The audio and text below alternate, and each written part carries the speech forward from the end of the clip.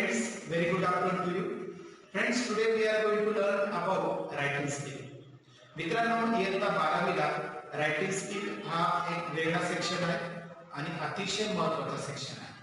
मित्रांनो, grammar, writing skill आणि text book हे आपल्याला 3 सेक्शन मध्ये बोर्डाच्या परीक्षेत विचारले जाणारे टॉपिक आहे. आपल्याला जर इयत्ता 12वी पास व्हायचं असेल तर रायटिंग स्किलच हा टॉपिक तुम्हाला पास करू शकतो. आणि रायटिंग स्किलचा सोपा टॉपिक कोणता असेल तर आपल्याला यावर्षी एक चांगला सिलेबस आलेला आहे. ज्या सिलेबस मध्ये आपल्याला दिलेलं आहे की रायटिंग स्किल कशा पद्धतीने सोडवतात. आपण जरी पुस्तकाच्या पेज नंबर 135 वर गेलो तर त्या 135 पेज नंबरवर आपल्याला एक टॉपिक दिलेला आहे. ज्या टॉपिकचं नाव आहे summary writing. It's very easy. He summary writing सोडवताना तुम्हाला खूप आनंद होणार आहे. म्हणजे अतिशय सोपी टॉपिक की या टॉपिकला सोडवण्यासाठी फक्त काही स्टेप्स वापरावे लागतात. म्हणजे जरी तुम्हाला समरी रायटिंग सोडवायचं असेल तर तुम्हाला एक टायटल द्यायला पाहिजे, एक शॉर्ट पॅराग्राफ आणि त्याच्यानंतर टोटल मार्क्स. याच्या व्यतिरिक्त तुम्हाला काही गरज नाही. मित्रांनो, आपल्याला समरी रायटिंगचा हा जो काही टॉपिक दिलेला आहे पुस्तकात त्याचा आपण आज आइस ब्रेकर्स ऍक्टिव्हिटी बघणार आहोत. तुम्ही बघा, आपल्याला या पेज नंबर 135 वर काय शिकायला मिळणार. तर या ठिकाणी आपल्याला बघा एक डेफिनेशन दिली आहे समरी रायटिंगची, ती आपण पाहणार आहोत. त्याच्यानंतर आइस ब्रेकर्स ऍक्टिव्हिटी दिलेली, ती आपण 2 प्रश्नात पाहणार आहोत. समरी रायटिंगचा एक पॅसेज त्या ठिकाणी दिलेला आहे, तो कशा पद्धतीने तुम्ही सॉल्व्ह करायचा ते आपण बघणार आहोत. समरी रायटिंग मध्ये डूज आणि डोंट्स म्हणजे काय करायचं आणि काय करू नये. म्हणजे समरी रायटिंग जर तुम्हाला चांगल्या पद्धतीने सोडवायचं असेल तर कुठल्या गोष्टी कराव्या लागतील आणि कुठल्या गोष्टी करू नये ते आपण समरी रायटिंगच्या वेळेस बघणार आहोत. So let's go. What is the summary writing? We are going to see ice breakers activity. Thank you. नमस्कार विद्यार्थी मित्रांनो, सुरुवात करूया. Section 3.1 summary writing. Summary writing म्हणजे सारांश लेखन. ओके, मग आपल्याला या पुस्तकात समरी रायटिंगची एक व्याख्या, डेफिनेशन दिलेली आहे.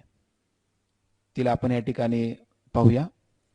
A summary is a record in the reader's own words that gives the main points of a piece.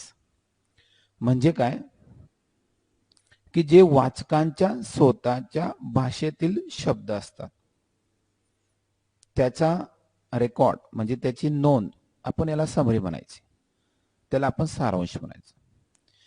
त्या मुख्य मुद्द्यांचा वापर, द मेन पॉइंट्स, त्या मुख्य मुद्द्यांचा जो काही वापर आहे तो वृत्तपत्रांमध्ये म्हणजे न्यूजपेपर, आर्टिकल्स म्हणजे लेख, lecture, passage, chapter, a whole book यांच्यामध्ये केला जात असतो.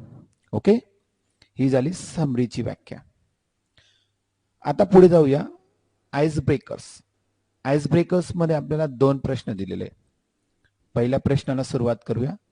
डिस्कस इन पेअर्स म्हणजे चर्चा करणे, गटात चर्चा करायची, पेअर मध्ये.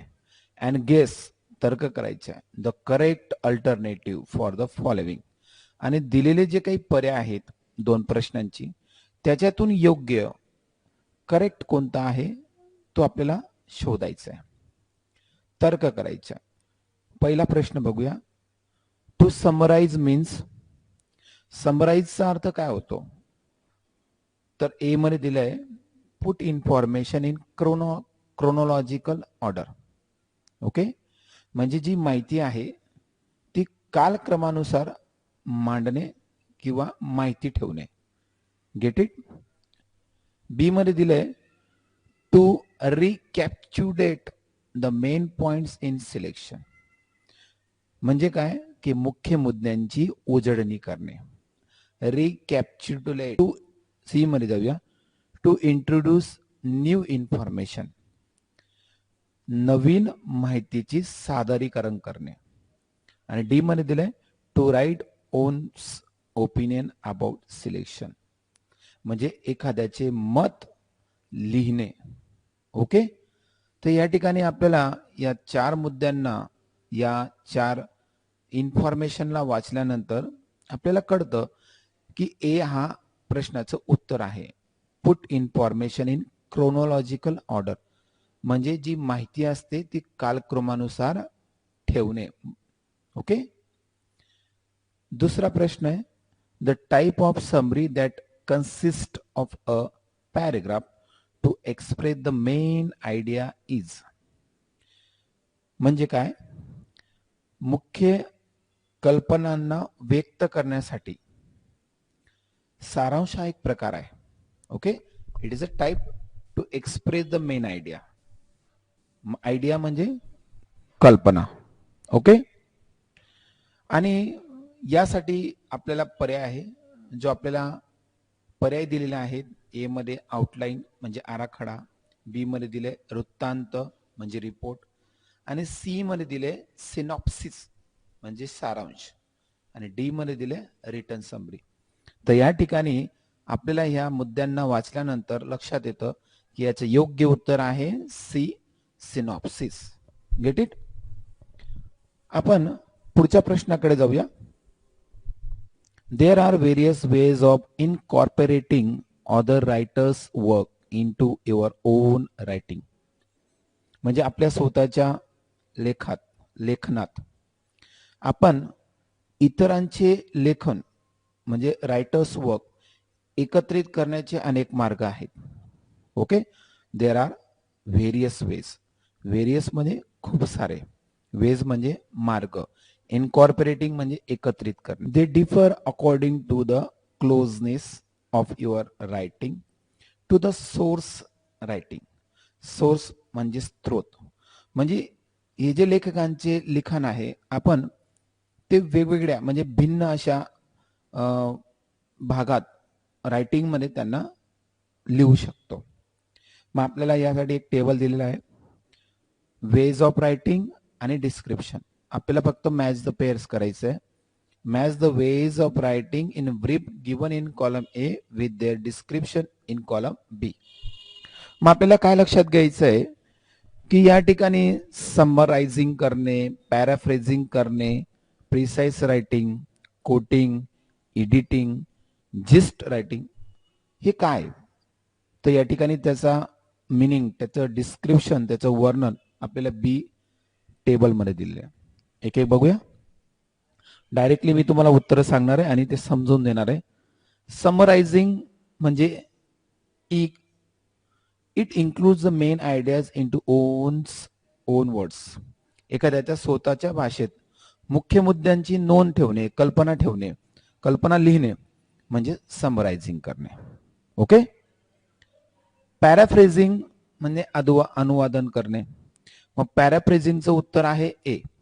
It includes not just the main idea, म्हणजे फक्त मुख्य मुद्द्यांची नोंद ठेवणे नाही, but every detail express clearly and to the point. परंतु सगळ्या गोष्टी वर्णन करणे आणि मुख्य मुद्दे ठेवणे. प्रिसाइज रायटिंग, त्याला आपण घोषवारा म्हणू शकतो. आता या ठिकाणी हा जो 3 नंबरचा प्रिसाइज रायटिंग आहे त्याचा मराठीत अर्थ होतो घोषवारा, आणि त्याचं जे उत्तर आहे ते डायरेक्ट आपल्याला सी मध्ये दिलंय. It includes the most essential part or the crush of the matter. म्हणजे जो काही एखादा मॅटर आहे, विषय आहे, एखादा इन्फॉर्मेशन आहे, त्याच्यातला महत्वाचा भाग त्याला आपण प्रिसाइज रायटिंग म्हणूया, म्हणजे गोषवारा. ओके. आता चौथ्या नंबरकडे जाऊया. कोटिंग. कोटिंग म्हणजे अवतरण किंवा त्याला आपण उतारा म्हणूया. त्याचे उत्तर आहे F. It must be identical to the original. म्हणजे जो काही भाग असेल तो ओरिजिनल असला पाहिजे. And match the document word by word. आणि त्याचे जे डॉक्युमेंट आहे, त्याची जी इन्फॉर्मेशन आहे ती मॅच झाली पाहिजे, म्हणजे खरी असली पाहिजे. 5 नंबरकडे जाऊया. एडिटिंग. ओके. रायटिंगचे सगळे हे वेज आहे, प्रकार आहे. एडिटिंग. एडिटिंगचं या ठिकाणी उत्तर आहे B. It includes selection of proper lines from the given text for correction, condensation and organization. म्हणजे काय, एडिटिंग म्हणजे आपण हा शब्द पाहिलेला आहे, लिहिले. ओके. संपादन करणे, ज्यामध्ये कुठेतरी आपण करेक्शन करू शकतो, कंडेन्सेशन करू शकतो, किंवा ऑर्गनायझेशन करू शकतो. आणि 6 नंबर आहे जिस्ट रायटिंग. मित्रांनो, जिस्ट रायटिंग आपल्याला सुद्धा रायटिंग स्किलचा एक भाग आहे. आपल्याला इयत्ता 12वीला बोर्डाच्या प्रश्नपत्रिकेत जिस्ट रायटिंग हा नवीन इंट्रोड्यूस केलेला प्रकार आहे. याचा आपण सविस्तर इन्फॉर्मेशन बघणार आहोत. जिस्ट रायटिंगचाही अर्थ आपण जरी घेतला तर सारांश लेखनच होत असतो, परंतु या ठिकाणी याचं उत्तर आहे 6चं D. It includes taking broader segment of the source and condensing it slightly. Okay, अशा पद्धतीने आपण आइस ब्रेकर्स ऍक्टिव्हिटी संपवलेली आहे. सगळ्या मित्रांना या ठिकाणी सूचना आहे, आइस ब्रेकर्सची संपूर्ण ऍक्टिव्हिटी आपल्या नोटबुक मध्ये लिहा आणि मला शेअर करा. थँक्यू.